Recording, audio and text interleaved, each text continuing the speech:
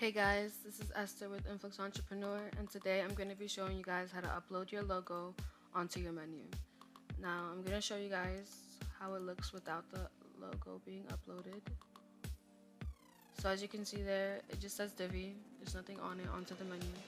So once you get into your dashboard, you're going to go to Divi Theme Settings and then click on Theme Options. Now under your General tab, the first thing there, it says Logo, so you're just going to click Upload. Click on your logo, and then you put Set As Logo, and then you save changes.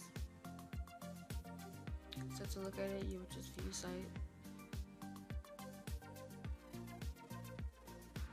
and you can edit the size of your logo under Theme Customizer.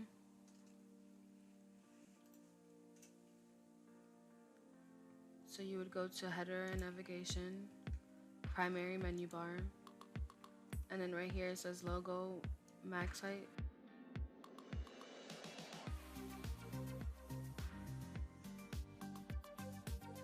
And there you guys have it. Thank you guys for watching, and I'll talk to you guys soon.